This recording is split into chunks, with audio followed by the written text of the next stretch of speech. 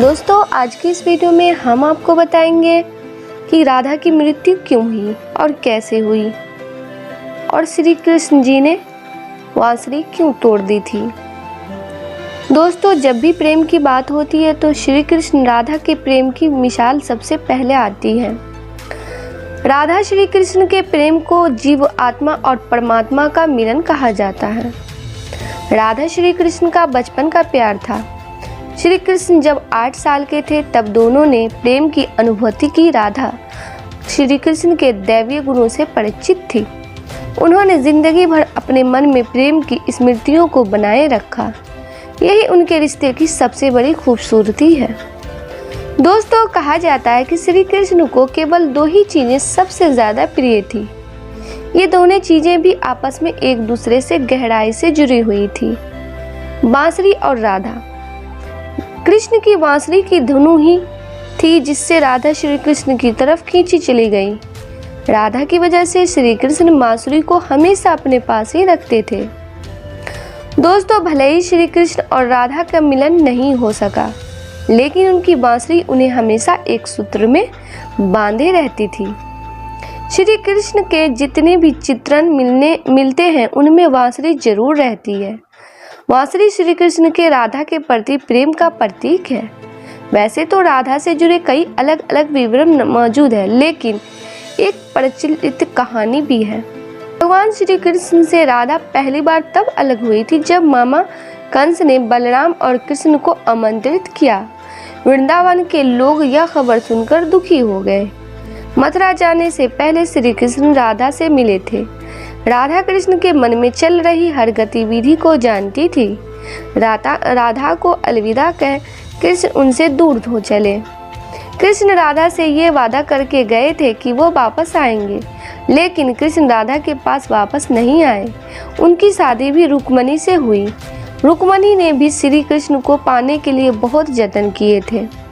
श्री कृष्ण से विवाह के लिए वो अपने भाई रुक्मणी के खिलाफ चली गई थी। राधा की तरह वह भी श्री कृष्ण से प्यार करती थी। रुक्मणी ने श्री कृष्ण को एक प्रेम पत्र भी भेजा था कि वह आकर उन्हें अपने साथ ले जाएं। इसके बाद ही कृष्ण रुक्मणी के पास गए और उनसे शादी कर ली। दोस्तों, कृष्ण के वृंदावन छोड़ने के बाद से ही राधा का वर्णन बहुत कम हो गया। राधा और कृष्ण जब आखिरी बार मिले थे तो राधा ने कृष्ण से कहा था कि भले ही वो उनसे दूर हो जा रहे हैं, लेकिन मन से कृष्ण हमेशा उनके साथ ही रहेंगे। इसके बाद कृष्ण मथुरा गए और कंस और बाकी राक्षसों को मारने का अपना काम पूरा किया। दोस्तों, इसके बाद प्रजा की रक्षा के लिए कृष्ण द्वारा चलाए गए और द्वारकाधीश के नाम से लोकप्रिय हुए। जब कृष्ण वृंदावन से निकल गए तब राधा की जिंदगी ने अलग ही मोड़ ले लिया था। राधा की शादी एक यादव से हो गई। राधा ने अपने दाम्पत्य जीवन की सारी रस्में निभाई और बूढ़ी हुई, लेकिन उनका मन तब भी कृष्ण के लिए समर्पित था। दोस्तों, राधा ने पत्नी के तौर पर अपने सारे कर्तव्य पूरे किए। दूसरी तरफ श्री कृष्ण ने अपने दैवीय कर्तव्य निभाए। सारे कर्तव्यों से मुक्त होने के बाद राधा आखिरी बार अपने प्रियतम कृष्ण से मिलने गई। जब वो द्वारका पहुंची तो उन्होंने कृष्ण के रुक्मणी और सत्यभामा से विवाह के बारे में सुना, लेकिन वो दुखी नहीं हुई। दोस्तों, जब कृष्ण ने राधा को देखा तो वो बहुत प्रसन्न हुए। दोनों संकेतों की भाषा में एक दूसरे से काफी देर तक बातें करते रहे। राधा जी को कान्हा की नगरी द्वारिका में कोई नहीं पहचानता था। राधा के अनुरोध पर कृष्ण ने उन्हें महल में एक देविका के रूप में नियुक्त किया। राधा दिन भर महल में रहती थी और महल से जुड़े कार्य देखती थी। मौका मिलते ही वह कृष्ण के दर्शन कर लेती थी, लेकिन महल में राधा ने श्री कृष्ण के साथ पहले की तरह का आध्यात्मिक जुड़ाव महसूस नहीं कर पा रही थी। इसलिए राधा ने महल से दूर जाना तय किया। उन्होंने सोचा कि वह दूर जाकर दोबारा श्री कृष्ण के साथ गहरा आत्मीय संबंध स्थापित कर पाएंगी। उन्होंने नहीं पता था कि वह कहाँ जा रही है, लेकिन भगवान श्री कृष्ण जानते थे। धीरे धीरे समय बीता और राधा बिल्कुल अकेली और कमजोर हो गई। उस वक्त उन्हें भगवान श्री कृष्ण की आवश्यकता पड़ी। आखिरी समय में भगवान श्री कृष्ण उनके सामने आ गए। कृष्ण ने राधा से कहा कि वो उनसे कुछ मांगे, लेकिन राधा ने मना कर दिया। कृष्ण के द्वारा अनुरोध करने पर राधा ने कहा कि वो आखिरी बार उन्हें बांसुरी बजाते देखना चाहती है।